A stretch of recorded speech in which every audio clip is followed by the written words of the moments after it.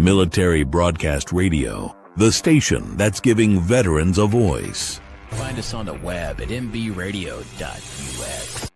This entire military is one cohesive, dedicated force. And the threats to our nations, they don't sleep. They're watching our every move. Iran, Russia, China, North Korea, ISIS, Al-Qaeda. They may be watching this right now. Our military should not be mistaken for a cable news gabfest show. We don't care what you look like. We don't care who you voted for, who you worship, what you worship, who you love. It doesn't matter if your dad left you millions when he died or if you knew who your father was. We have been honed into a machine of lethal moving parts that you would be wise to avoid if you know what's good for you. We will not be intimidated. We will not back down. We've seen war. We don't want war. But if you want war with the United States of America, there's one thing I can promise you, so help me God. Someone else will raise your sons and daughters.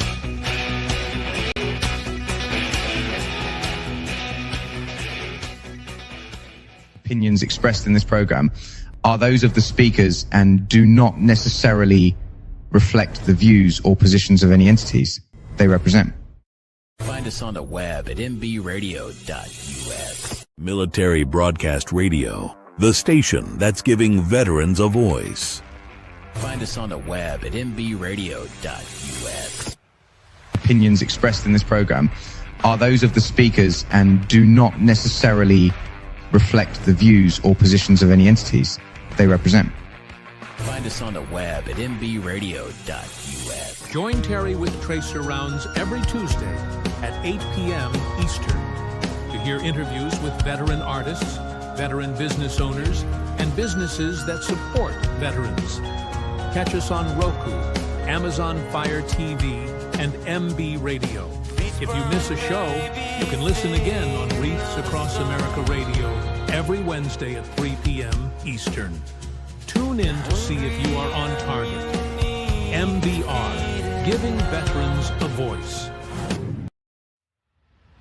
The interview of the week is brought to you by Jersey Mike's, a sub above.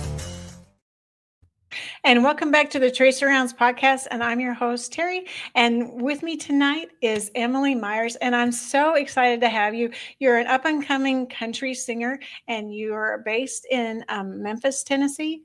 I'm in Nashville. Nashville. I'm sorry. I don't know where I got Memphis. All of a sudden, Memphis was on the brain.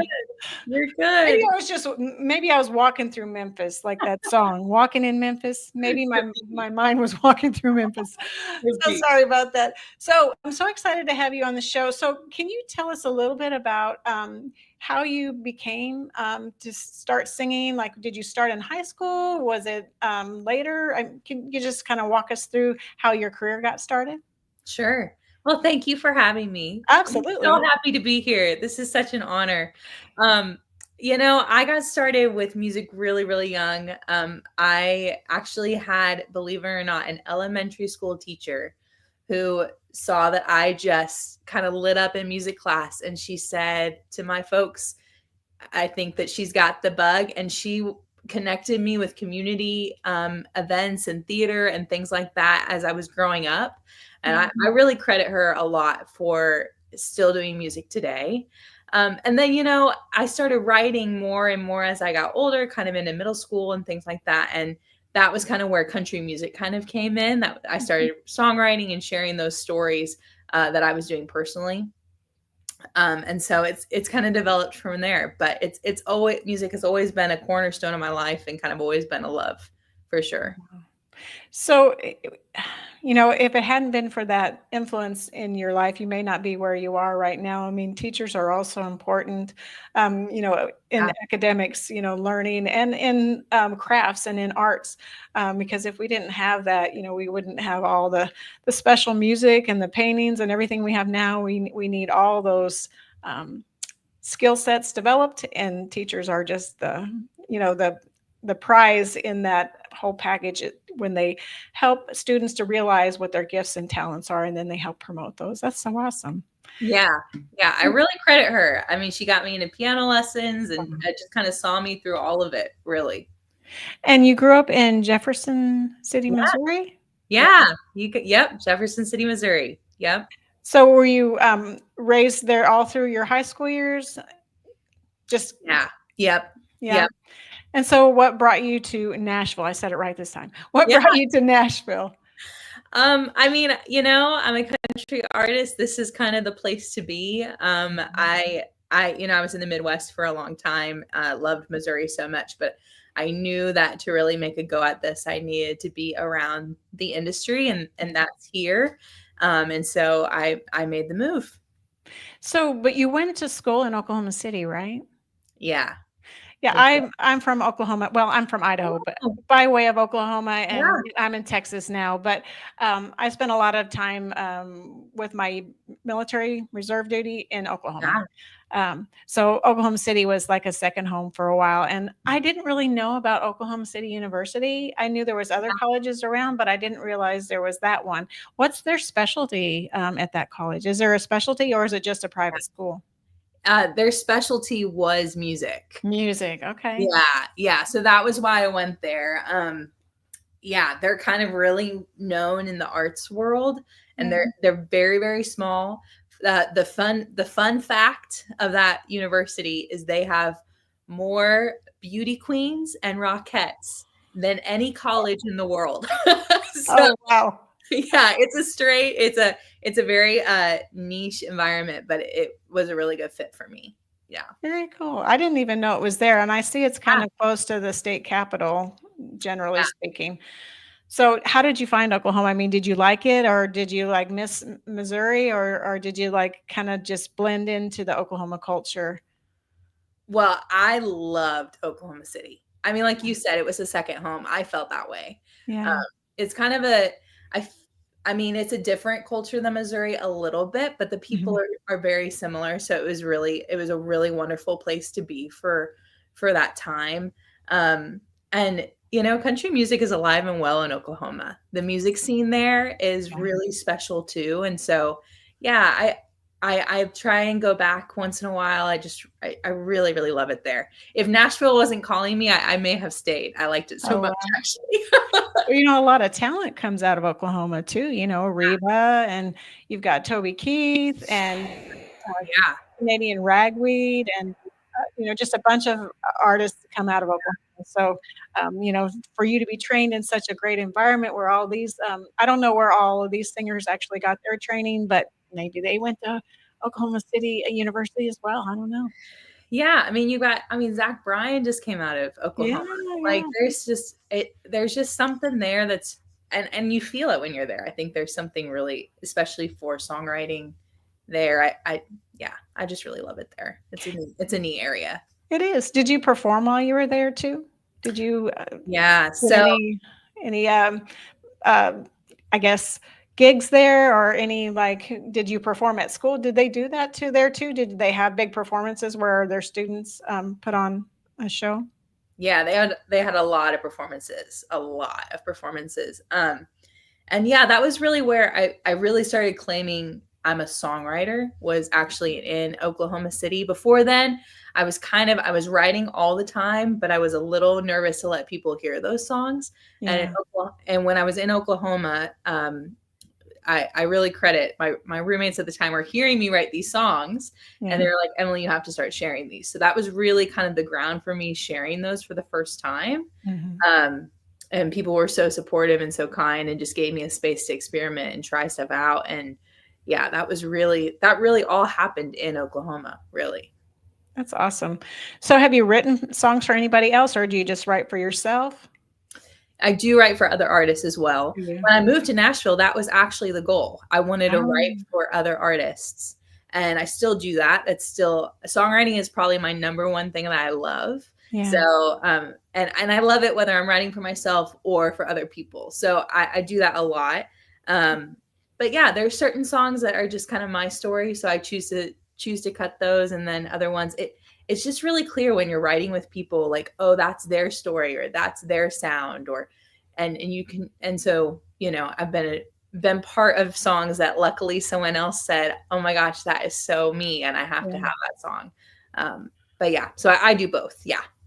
Well, you know, when you write a song or when you hear a song, you know if it's you or not. I mean, you really do. You're like, oh, that hits me right here. I know that one's mine, you know. And then other, like you say, other songs you write and you go, I know just the person for this song because that sounds like them.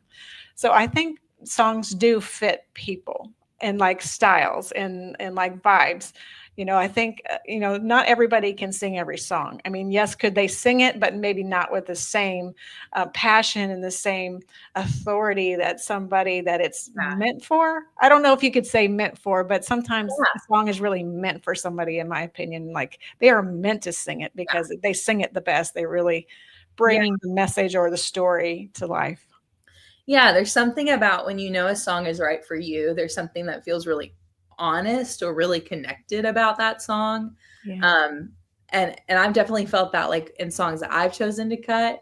But it's also really cool when you're writing with somebody else and you can just tell like they shared a piece of their story and you're able to kind of capture how they feel and you're channeling their experience. And so that it's a real honor when they say like, oh, we really nailed something I've been through that maybe I haven't been through. That's a really cool thing to do. That is. So how do you find inspiration to write? Or do you just like, you think of a topic or how do you write? I mean, I'm just always so in awe of people that can just put a song together because I'm lucky to put 2 words together, let alone a song. Well, you seem like you're doing great right now. Oh, thank you. I love that question. That's like maybe my favorite. You know, everyone's a little different. For me, I never really sit down and think like, oh, I need to like write a song today. For me, I have a notes app in my phone and I just find that inspiration can come from anywhere. It can come from a conversation you have with someone. It can come from a movie that you've watched or a book that you're reading. And so a lot of times, if you ever see me and I'm talking to someone and then I get really quiet and I write something in my phone, that's what I'm doing. I'm putting a song idea in my phone. And then when I have a write or I have time where I just sit down and something's inspiring that I want to get out, then I go back to that original idea that I wrote and just kind of flesh it out from there. Yeah. So do you find inspiration like at 2 a.m. and you wake up and you go, oh, I got to write this down or I got to do a voice record so I don't miss it? Yeah. I mean, yeah. And I feel a little crazy every time it happens, but that definitely happens. Yeah, I do. Well, I've talked to a lot of people that write and that's what they say is usually like inspiration hits them at the most inopportune moment sometimes. And they're like, I don't care if I have to stop the car or if I have to stop the shower. I'm writing it down right now. So that thought or that whole vibe that I've got going in my head or like the melody doesn't leave me. So, yeah. And it's so funny because like I've done that since I was 13, you know, it's not anything that, I ever really, I knew there was a time when I didn't know what I was doing. I didn't know I was writing songs, you know, when I was just kind of writing like little phrases down or a title that I thought was cool. And now I know like, oh, you're writing songs. And I've, worked on that process a lot. But I remember being a teenager and just, oh my gosh, that idea is so interesting. And I need to dive into that. Or, I don't know what I'm feeling and sitting at the piano and trying to figure out what I was feeling about a certain situation. And, it's just been cool to see that happen over the years. And, I don't even know where that comes from, but it's a fun process for sure. It's a gift. It's definitely a gift. Yeah. God gave you a gift and he wants you to use it. And I think you are. I think you're using it to its fullest advantage. And then he put someone in your life that gave you the inspiration to keep going. Like, help promote your gift, just like your parents. I mean, obviously your parents supported you through the whole process and they really were supportive of what you're doing. Because I can't imagine my daughter leaving. I don't have one, but I mean, I can't imagine her leaving and moving, several states away and starting a life there and doing new things. I'd be a little afraid. So, they trusted you and they trusted your skill and your talent and they knew that you would really progress with that, but it would still be hard to watch your kiddo go somewhere else and start this life, this journey, but it's exciting all at the same time. Yeah, they would really appreciate you saying that. I think I really credit them. I mean, they're not that we don't I don't come from a musical family, and so it's been a lot of trust in me over the years.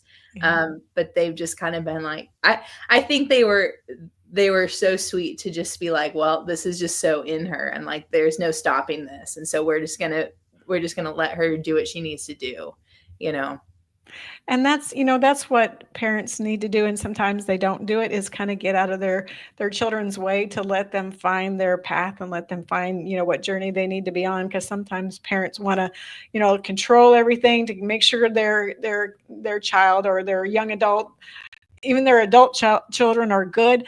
And so sometimes we get in the way, and we don't see that we're hindering their progress instead of, supporting the independence and supporting what the children need to do and the path they need to go on as adults. So yeah, it's hard. It is hard. I can't imagine when it's like trying to watch me do this. It's, I mean, this dream will break your heart. It really will. And I think it breaks their heart sometimes, but they also are there to cheer me on those hard days, and the days that feel like mountains, they're right there too. So it's been really special to do this with them cheering me on. Definitely. And I know they're so proud of you. I just can't even imagine how proud they are of you. Thank you. Absolutely. So we're really at our first break. So do you want to sing first, or do you want to play a song first? And if you want to play a song, tell me which one and we'll play it. Oh my goodness, choices. I'll play first if that's okay. Yeah, absolutely. Tell us what you're going to play.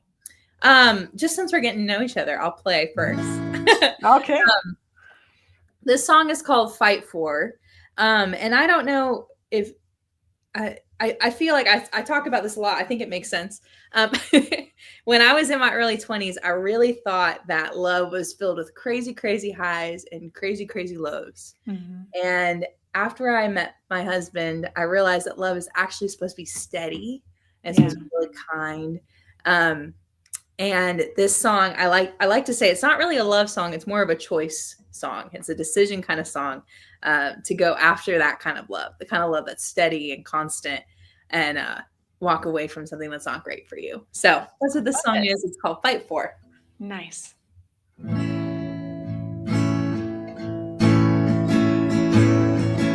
More like a storm from Oklahoma,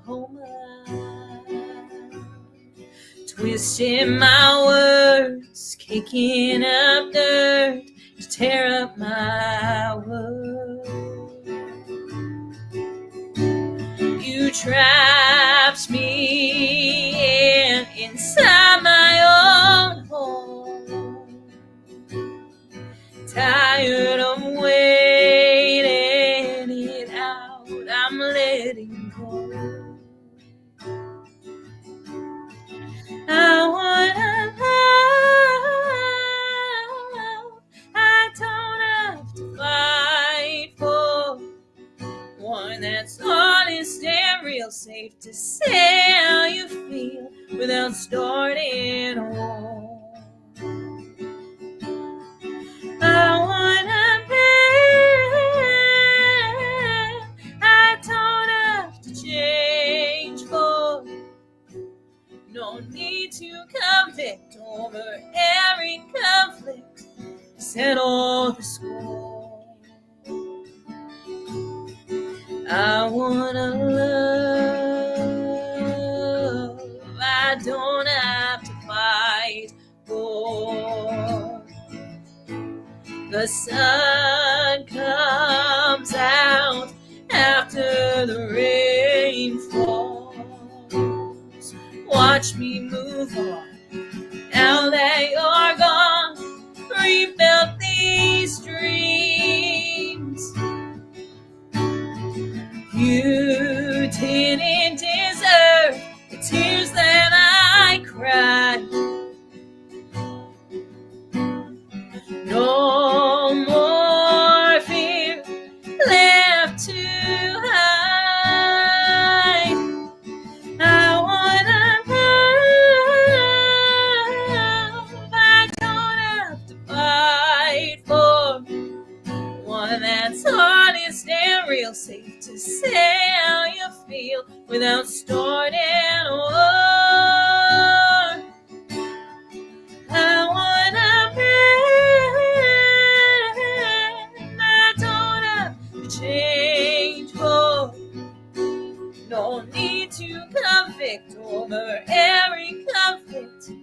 settle the score.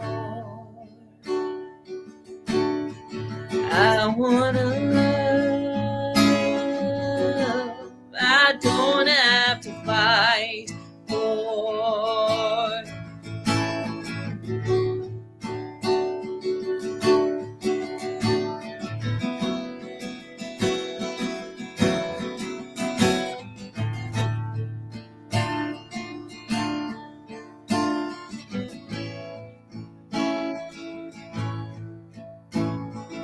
I no longer feel real love should hurt. Finally know who I am and how much that's worth. I wanna love, I don't have to fight for one that's honest and real safe to say how you feel without starting over. I wanna bend, I don't have to change more. No need to convict over every conflict. Set off the scar. I wanna love, I don't have to fight for. That's awesome. Thank you. That's awesome. I mean, I think a lot of us would resonate well with that song. Like, we don't want to have a war to have a relationship, just want to have a relationship that's solid. I think I had a relationship in my early 20s that was really up and down, and I thought that was love. I thought that was passion, right? Yeah, extremes. Yeah, I was like, oh no, it's supposed to be like just fun and easy and safe, and I think a lot of people need that message, especially a lot of young girls, you know, like I did in my early 20s. They need someone to say, hey, it's not supposed to be like that, you know? Right. Yeah, I agree wholeheartedly. I think you're a role model with your songs and the things that you sing and your messages. I mean, I think you're really showing young women, and some of us older ones too, you know, kind of what to expect, and, you know, kind of, it's okay to be you. You know, you don't have to be anybody else. You can be you, and it's okay. Yeah. I think all the time, you know, I was a young girl listening to my stereo and the artist who raised me. And I just always think, you know, someday I really hope that there's, you know, a young person listening to my music out there. And what did I need? You know, what kind of music did I need, and what kind of songs did I need? And I think that's where a lot of, at least that's a lot of the songs that I choose to share. I think that's what's important. Yeah, positive messaging, I think is what's needed, and I think your songs say that. And then just resilience too, because one of the songs we're going to play is about resilience in my book. I think it's kind of a, you know, it's like, I'm going to be okay regardless. You know. Yeah, and have some fun with it. That song, right? That song's kind of fun. I like it. I do too. I think it's got cute kind of metaphors, you know. We'll let the audience figure it out when we get there. But so Red is one of the hosts. We've got several hosts on here tonight. So H Train is on here, and MJ, who's a host, and then Red. And this is when we were talking about kids. He just said you just have to let them go sometimes. Let like water flowing down the stream, and that's true. You just got to let the water go. Just let it flow, and let the kids, or let life happen, you know, for everybody, and so they can have their own choices. I think that's great. And MJ said songs are like a vibe. When we were talking about, you know, something's good for one person that really resonates with their vibe or their type of messaging, I guess I would say. We've had a lot of good comments so far. So where have you played, and who have you played with? I'm curious to know. Well, you were just talking about Lauren Rose Thayer, who you've had on this before. Her and I literally just played on Thursday a show here in town. Oh, nice. that was really fun at the Yeah. 5 spot. Probably one of my favorite venues I've played is the Listening Room. If you've ever been there, it's a really what's so sweet about it is it's a real focus on the songwriters, and it's not just your show. You get to play with 3 other writers, and I think that's probably been one of my favorite experiences so far. But yeah, I just got back. We played Missouri last weekend, which was really sweet to get to go back. But yeah, a bunch of different places.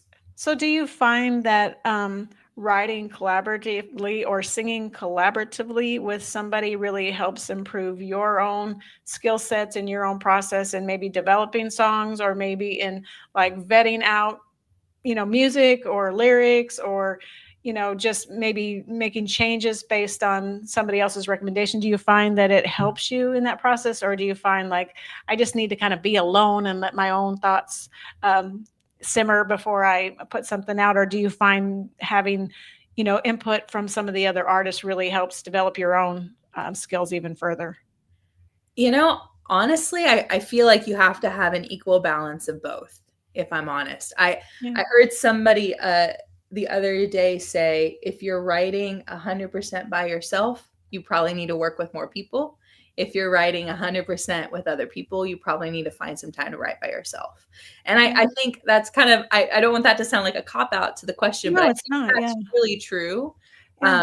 Like the song I just played is a really good example of, I wrote pretty much all of that on my own. And then I took it to one of the people who produced my record, and he took it and he said, I really think this has meat to it. I think this is a really cool song. And he's like, but I think this chord might be better here, or this lyric doesn't quite make sense. And we worked on some of those things. And so that was a really good example of, needing another person just to make it better than what I could do myself.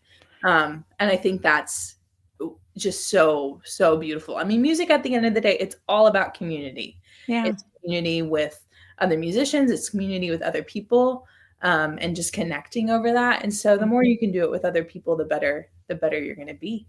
Always. Yeah, I agree. I agree with what you're saying, that, you write some on your own and then bring people in, because it's just like if you're writing a paper and you've read it so many times and you think it's perfect, and then you send it to somebody and you read it again, or they read it and they go, but what about this? And you're like, I didn't see that, like, because your mind tells you that things are there that they're not. Because if you think, like, you write a sentence and you think all the words are there because you're thinking it, and they're really not written, but you're thinking it, your mind just sees it automatically. And so then when somebody else looks at it, they're like, well, what about this word? Where is this? Or whatever. And you're like, oh man. So it does help to have somebody kind of proof and kind of, just follow up on you, and not necessarily to change anything, but just to like proof of concept. They're just listening and they're like, hey, I love this. Maybe if you sang a little louder here or a little softer here, or just any of that to really kind of make the song even that much more powerful or impactful. Yeah. So I think you're right. I like, now it's like, I've been in Nashville for a while. I have a lot of people I've worked with now, and it's really fun to, like, you get an idea and you're like, oh my gosh, this person is a person I have to write this idea with, just because everyone has their own style and their own voice. And, you get certain things and you're like, that really reminds me of so-and-so. And I think that's a really special place to be, at this point of being able to work with people over and over and over again to make music. Oh, and I wanted to ask you, what is Project 21? It was a series in Oklahoma City. Yeah. That highlighted local songwriters. Yeah. Oh, very nice. Yeah. Yeah.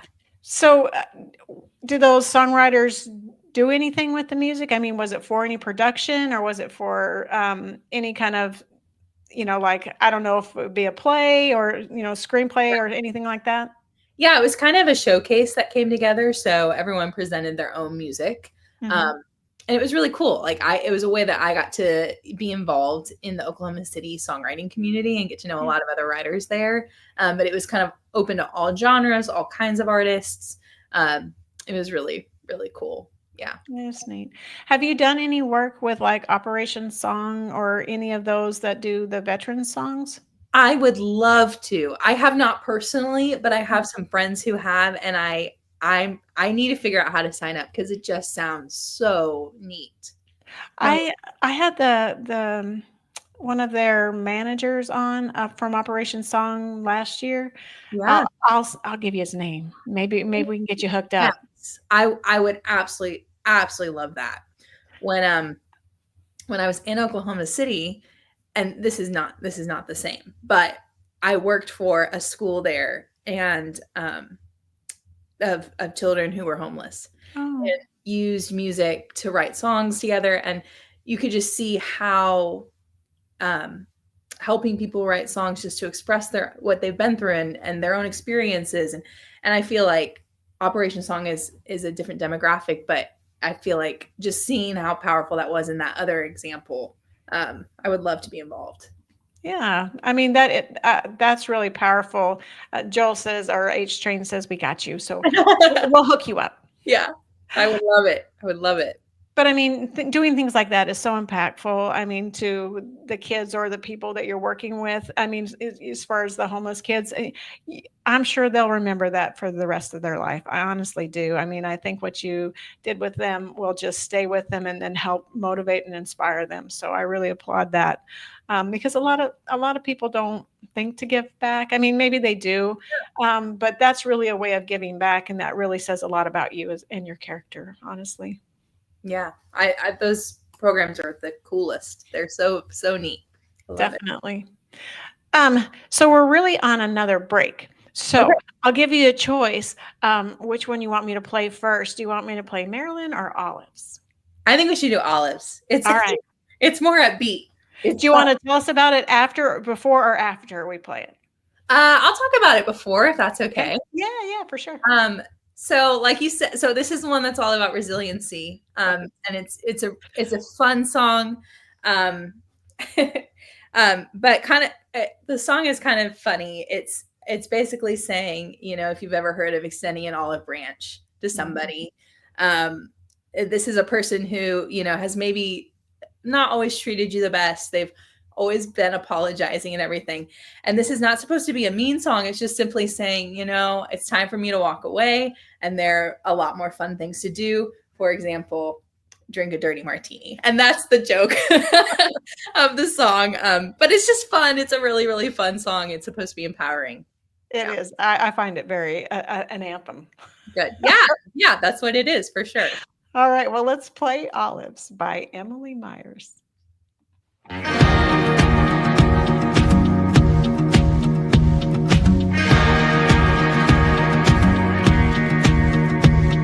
Spent my youth sitting in a Sunday school, learned about forgiveness and the golden rule. Someone does you wrong, you turn the other cheek, but I can't hear another of your apologies. Been a couple years since I made it back. Now I pray in a bar over a shot of Jack. Got my lipstick on, ruby red dress, skin tight. Try to make myself forget you tonight. Skip the branch past the olives, pour some gin, add the tonic. You've been playing dirty for too long. Burn the bridge, strike the matches. If the blaze dies, add some gas and you should know I'm already gone. Skip the branch past the olives. Few drinks in, I feel my phone start to buzz. Your name in the screen light, my heart was numb. One split second I thought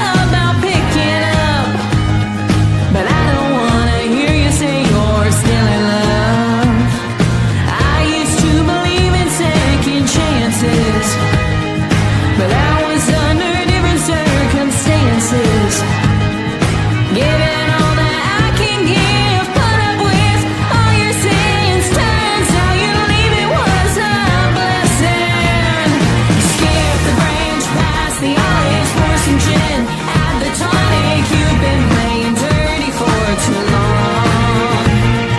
Burn the bridge, strike the matches. If the blaze dies out, I'm guessing you should know I'm already gone. Skip the branch past the olives. Skip the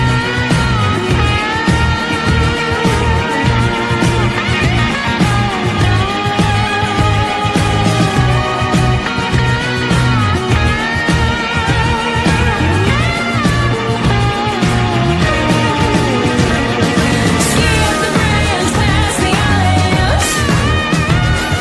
Skip the branch past the olives. Skip the branch past the olives. Skip the branch past the olives. Skip the branch past the olives. Pour some gin, add the tonic. You've been playing dirty for too long.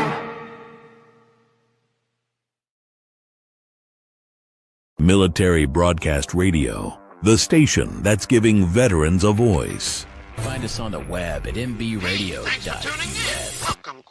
Opinions expressed in this program are those of the speakers and do not necessarily reflect the views or positions of any entities they represent. Welcome back to the Tracer Rounds podcast, and I'm Terry, and this is Emily, my guest for tonight, and that was her song "Olives." I think that is so cool. I loved it, and that music to begin with, the intro music was like really, it's good. It's really good. The whole song's really good, but I really love the intro. It really drives the whole message home, I think. Thank you. Yeah, it's a fun sonic vibe for sure. I love it. So how many songs would you say you've written?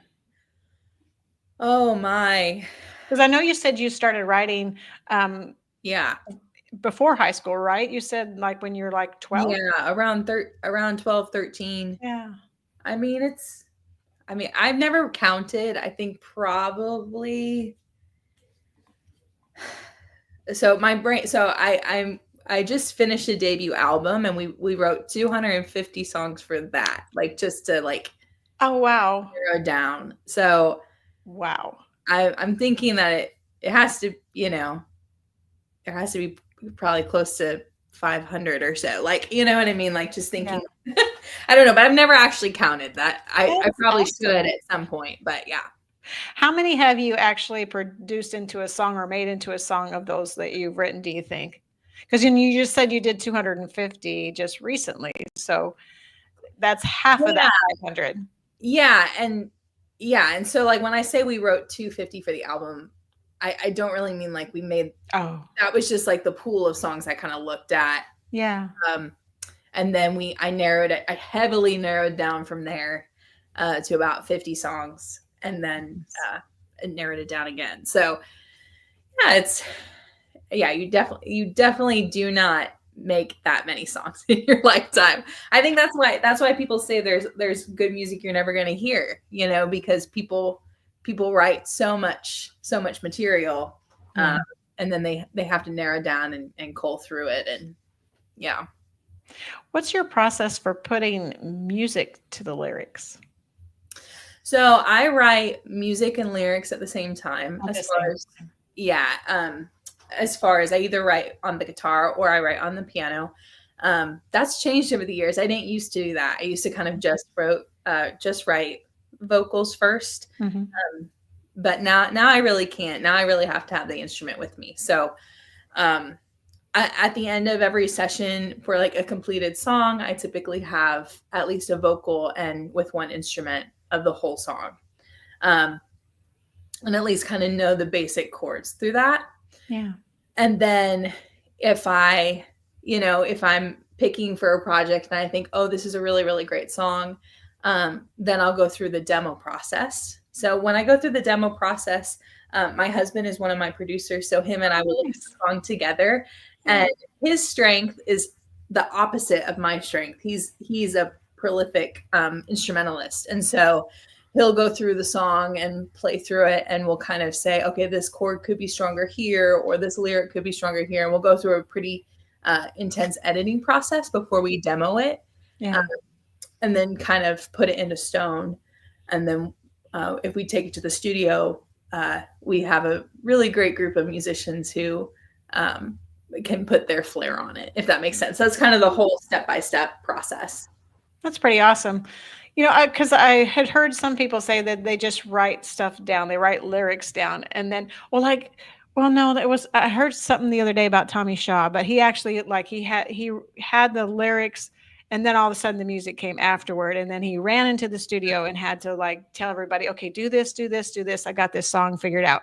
And they had it done in like 30 minutes, I guess is what he says. And I'm amazed by that. Like, how do you, like, be driving, you have a beat in your head, and then all of a sudden the lyrics come, and then you run into the studio and you're like playing it that quick. Yeah, I've definitely had some of those for That's sure. awesome. Like, I just don't know how you can do all that creativity. I wish I had that creative bone in my body. I don't, but that would be awesome to be able to really, think of something and then really put it together into a song. Yeah, it's interesting, like, when you are, and everyone's different. I think that's what's so fun about that question is you could ask 100 different songwriters the same question. It's all going to be slightly different because it just depends on the person. Yeah.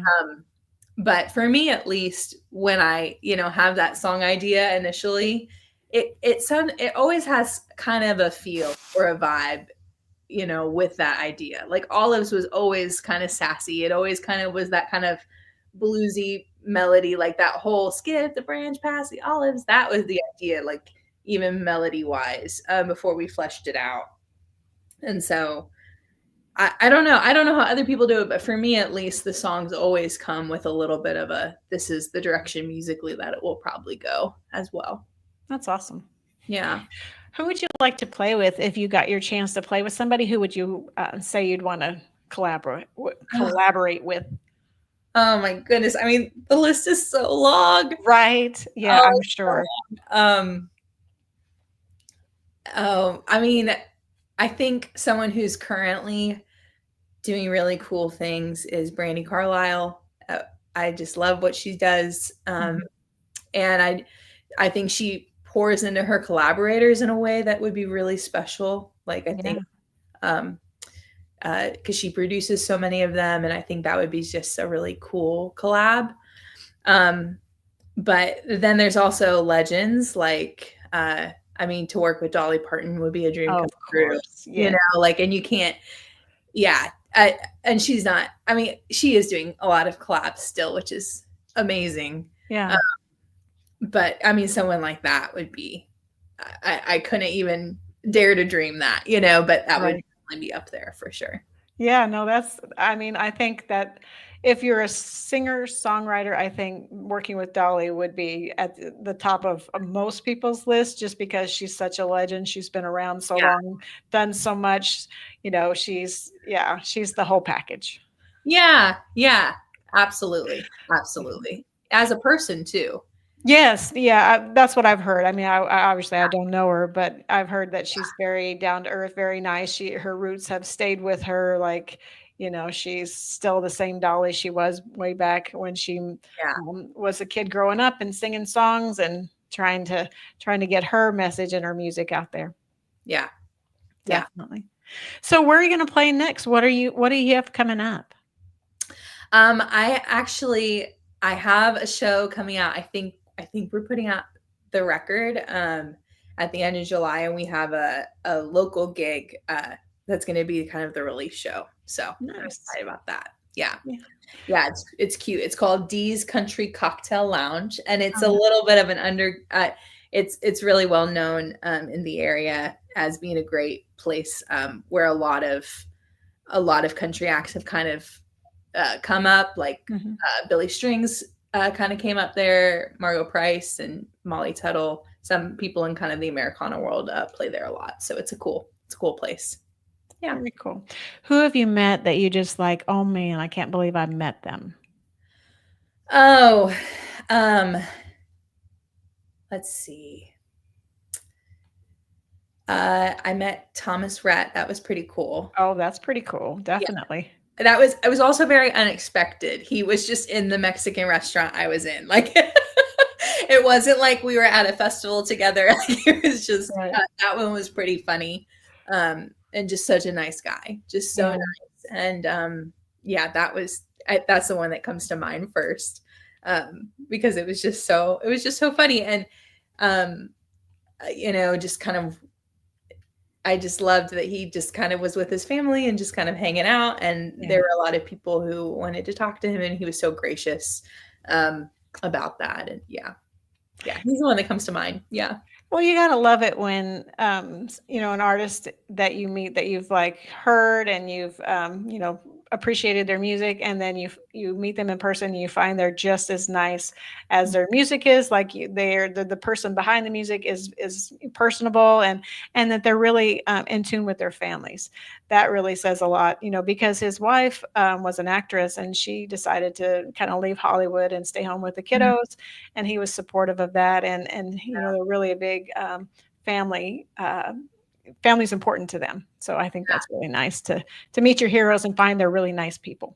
Yeah. And, I don't have many stories where they're not. I don't have every time I meet someone who I love, it's just always so wonderful. And I've had just a lot of really kind words from people. I met Haley Witters at CMA Fest this year.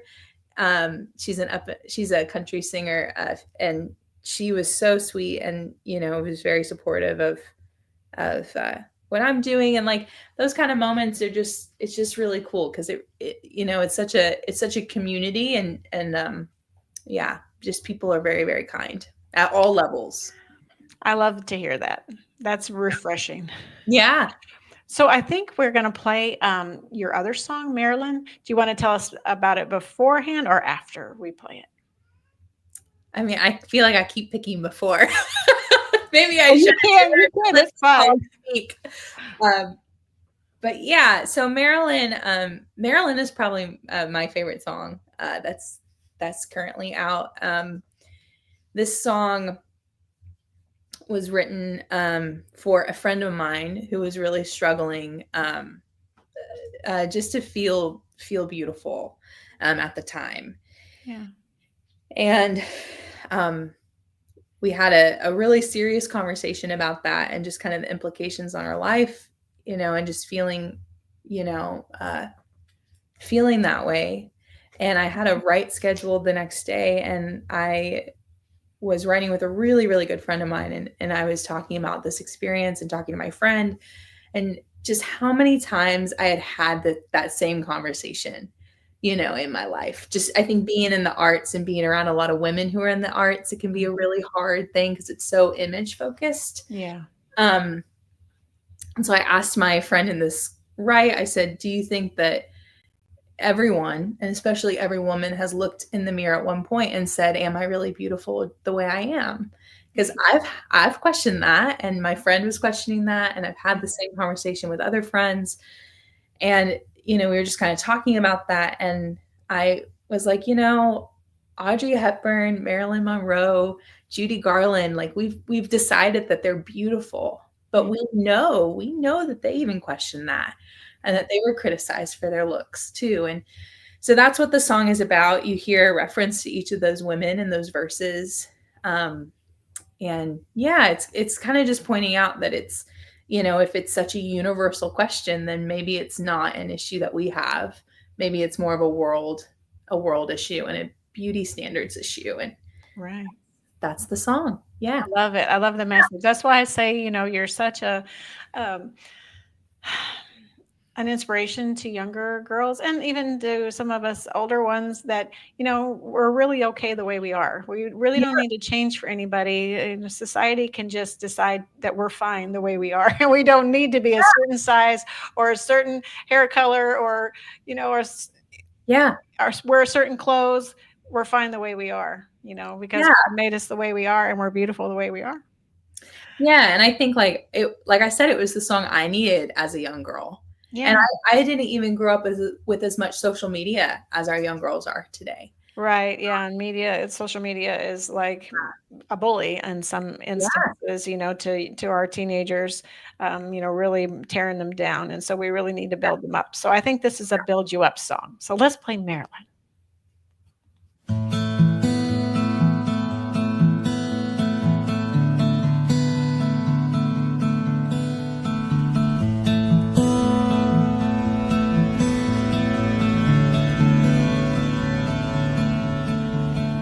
Might not be as beautiful as Marilyn, standing in the mirror in these blue jeans. Voices in my head saying they're too tight, even though I bought them last week. Might not be as stylish as Audrey, the image of Envy and Grace. If that's what it means to be a woman, I'm always gonna feel out of place. If I'm telling the truth, I wanna believe that I'm beautiful too. When TV screens, grocery store magazines, they all can make it so hard to achieve. But perfect ain't real, pretty will fade.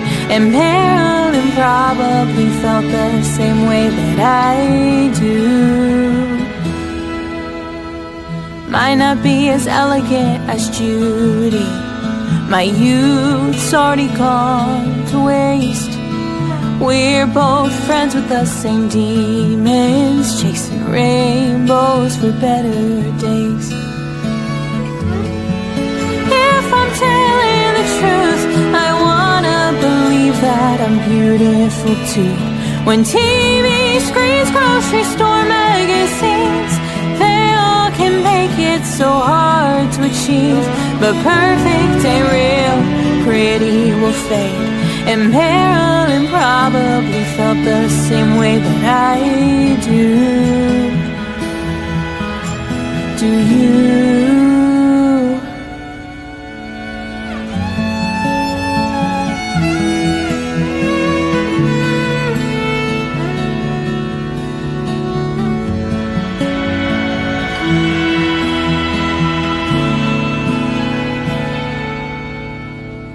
Might not be as innocent as I used to be. I've seen the toll that it can take. Always fighting to feel worthy, pretending the mask will never break. If I'm telling the truth, I choose to believe I'm beautiful too. When TV screens, grocery store magazines, they all can make it so hard to achieve. But perfect ain't real, pretty will fade. And Marilyn probably felt the same way that I do.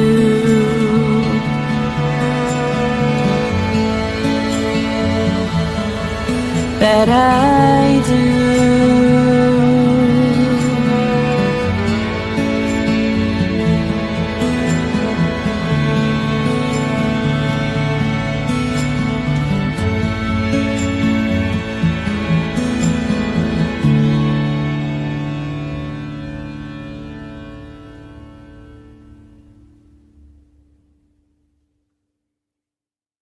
Military Broadcast Radio, the station that's giving veterans a voice. Find us on the web at mbradio.us. Opinions expressed in this program are those of the speakers and do not necessarily reflect the views or positions of any entities they represent. Welcome back to the Tracer Rounds podcast. And my guest tonight is Emily. And you just heard her song, Marilyn. I love that, and I think you're right that a lot of the movie stars that we find that had such a attraction back in the day, like everyone was like, oh, she's the best or she's the most beautiful or whatever. They had the same, like, I'm too fat. I can't fit in my clothes. Like, my makeup's not right. My hair's not right. I'm not feeling it today. So we all go through that. And I think it's nice to hear that it's okay. We all are the same and we're all beautiful the way we are. We don't need to fit some kind of mold to be acceptable or or important in life. Like, we don't have to be anybody other than what we are. Yeah, it's a universal feeling. I really think that, and there's something so comforting in that, in a way. Like, I had that song actually go pretty viral on YouTube, and there were hundreds of comments by young girls in middle school saying like, oh, I am, this weight, and it, everyone else is this weight. And, I'm replying to a 13-year-old young girl, and it's just like, whoever you think is more beautiful than you, I guarantee you they've had a day where they question that too. And it's a universal feeling. And I think it's something that we need to tell, everyone, but especially our young girls, Yeah, it's a message everyone needs to hear. Even men. I know they can't relate to the Maryland side of it, but some of them feel inadequate. They don't feel like they're as good as somebody else, but truly they are just as good as whoever they think that the most successful male role model is. They're just as good as that person. Right. Everyone questions their, whether they're good or not, or whether they're good looking enough, or whether they're nice enough, or whether they're skilled enough. Everyone questions that on the daily. So it's not, we're all facing that type of self-doubt. Yeah. So we all have to tell ourselves the good stuff and do some good self-talk to get us back to the good. So having kind of talked in that lane, what would you tell somebody that's trying to get started in your business, in your line of work? What would you tell them? What advice would you give them? Or what advice would you give yourself if you were to do it again? What would you say that you should do this and maybe not do that, or do more of this other thing? What advice would you give yourself or some other up and coming young singer? Start right. Yeah, like that. Honestly, that is the thing that I would tell everybody, and including my younger self. Just start putting stuff out there, start sharing what you're doing, and don't wait for it to be perfect. Don't wait for you to have the perfect song or the perfect voice or the perfect look or the perfect anything. Just start, because as soon as you're on that journey, you refine it and you get better and you work with new people and you find what you're supposed to say and you find your voice. But you'll never get to that if you don't just start, and you don't just start putting out the bad songs, and you don't just start writing stuff before you feel ready. And that is what I would say. Just start before you feel ready. Just do it. That's very good advice, because you won't do anything if you don't start something. Right. You have to put your foot forward. You have to do something to get yourself to where you want to go, because otherwise you're just going to sit there and say, well, I wish I would have, or I'd like to, or I want to. But if you don't actually put the steps in place, you're not going to, Yeah. And like you said, it doesn't have to be perfect, but you just need to put that foot forward so that you can try, and you're going to gain experience, you're going to gain skills, you're going to just gain a lot of knowledge by doing. Yeah. Yeah, there's a saying with some friends of mine that first is the worst. You're always going to start at the worst that you're ever going to be. And so if you just start, if you have a desire to make music, if you just start, you're just going to get better and better and better. And so, that's just go, just do it. I agree. That's such great advice. And it's very simple, and it's doable. Yeah. It's not like you have to have some high education or have some whatever. You just need to start doing stuff. You need to put yourself out there, like you said, and just get started. And then the rest will come as you progress down your journey. So, well, we're going to have to go in a minute, but I wanted to thank you so much for coming on tonight. It was really last minute, and you were such a gem to say yes, and then to perform live too. So we really appreciate you performing live for us. And then your songs are amazing, and I wish you all the success and luck, and I know you're going to go far. Thank you so much. This was such an honor. Thank you for having me. Oh, it's definitely our pleasure, and we look forward to hearing from you. Yeah, absolutely. Absolutely. All right. Well, this is Tracer Round signing off, and thank you so much, Emily. Thank you. All right. Ladies and gentlemen, thank you for tuning in to Military Broadcast Radio. As we wrap up today's show, we want to remind you that the podcast of today's episode will be available right after we go off the air. So if you missed any part of the show or want to listen again, be sure to check it out. And remember, we're here to support and honor our veterans. Your stories and experiences matter, and we are committed to giving you a platform to share them. That's right. We're here to give our veterans a voice. So don't forget to catch the podcast and stay connected with us. Giving our veterans a voice.